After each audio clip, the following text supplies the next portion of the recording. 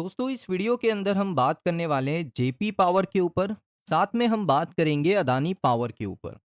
अब आप सभी को पता है दोस्तों कि अदानी एंटरप्राइजेस लिमिटेड जो जयप्रकाश एसोसिएट लिमिटेड है उसको यहाँ पर क्या करने वाली है, एक्वायर करने वाली है।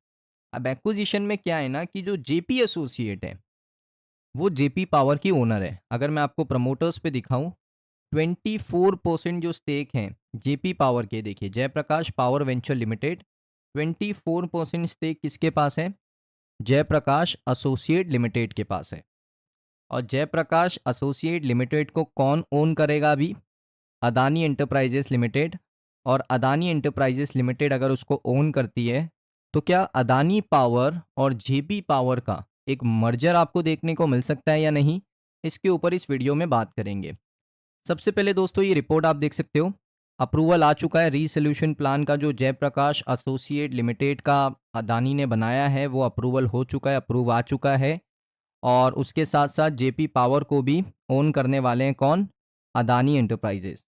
According to regulatory, Adani enterprises ने दोस्तों एनसीएलटी इलाहाबाद बेंच के साथ इसको अप्रूव करवा दिया है। और 17 मार्च 2026 को दोस्तों रिटर्न ऑर्डर भी आ चुके हैं। 18 मार्च को आई थिंक अपलोड भी हो चुका है रिटर्न ऑर्डर। उसके बाद जो कॉर्पोरेट इंसॉल्वेंसी रीसोल्यूशन प्रोसेस है जयप्रकाश एसोसिएट लिमिटेड का, उसकी भी शुरुआत हो चुकी है बहुत टाइम पहले। 3 जून 2024 को शुरू हुआ था। और जो कमिटी ऑफ क्रेडिटर्स है उनका वोटिंग शेयर था 93.81% कि ये कंपनी अदानी को मिलनी चाहिए। 93.81% जो कमिटी ऑफ क्रेडिटर्स है उन्होंने वोट किया था अदानी के लिए, तो अदानी को ये कंपनी मिल चुकी है। और अदानी का जो एक्विजिशन का प्लान है वो भी सूटेबल है कमिटी ऑफ क्रेडिटर्स के लिए। जल्दी वो पेमेंट कर देंगे, ज़्यादा पेमेंट कर देंगे, तो उनको बहुत अच्छा लग रहा है वो चीज़। वेदांता इस वजह से तो बहुत सारे सुप्रीम कोर्ट गया, एनसीएलटी के पास गया, एनसीएलटी के पास गया, लेकिन कुछ हुआ नहीं। क्योंकि कमिटी ऑफ क्रेडिटर्स को जल्दी पैसा चाहिए, कम टाइम में पैसा चाहिए और अच्छा पैसा चाहिए, तो वो अदानी उनको ऑफर कर रहा है।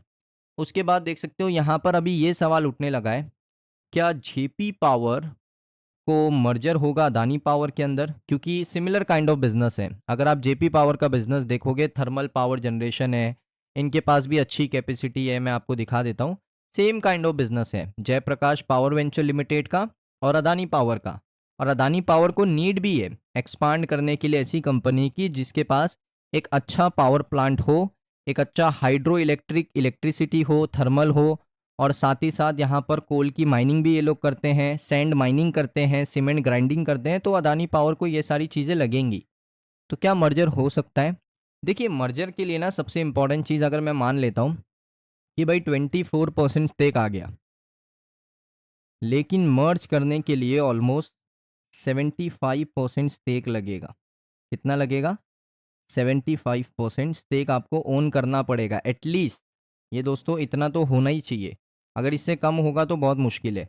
वैसे तो हो जाएगा, लेकिन दूसरे जो शेयर होल्डर है उनको मानना पड़ेगा, जैसे डीआई है, एफआई है, उनको मानना पड़ेगा, लेकिन वो लोग मानेंगे नहीं। तो मर्ज करने के लिए एटलीस्ट 75% होल्डिंग, 2/3 ऑफ अप्रूवल आपके पास होना चाहिए।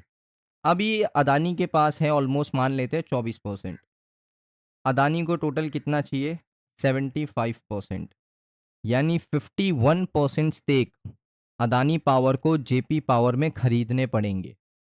अब जो 51% स्टेक हैं वो कितने के आएंगे मैं आपको बता देता हूँ।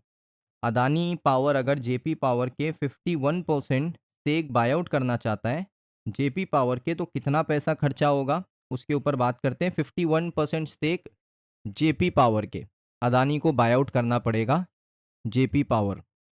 तो ये कितना अमाउंट होता है मैं आपको बता देता हूँ। आज का जो प्राइस चल रहा है वो 19.75% है।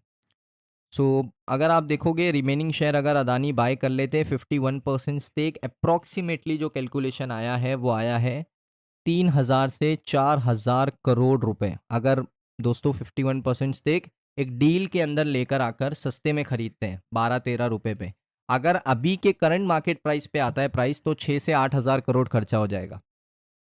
तो इसलिए मैं कह रहा हूँ कि बड़ा मुश्किल है मर्ज करना। मर्ज करने के लिए कम से कम 5,000 करोड़ लगेगा। गौतम अदानी को जेपी पावर को अदानी पावर में मर्ज करने के लिए 5,000 करोड़ का खर्चा आएगा।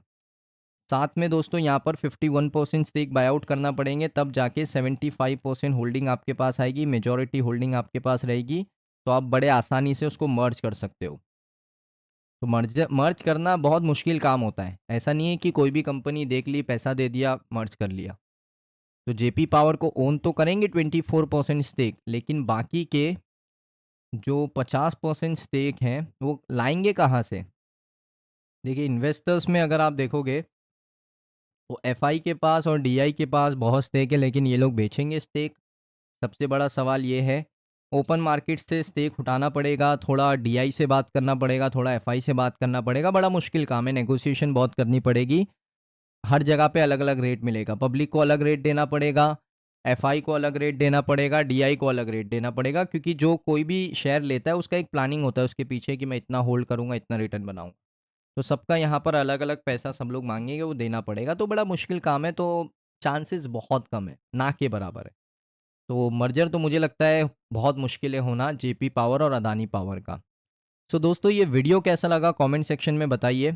अगर आपको वीडियो अच्छा लगा, वीडियो को लाइक करें। चैनल पे अगर आप पहली बार आए हो, सब्सक्राइब कर लो। मिलता हूँ नेक्स्ट वीडियो में।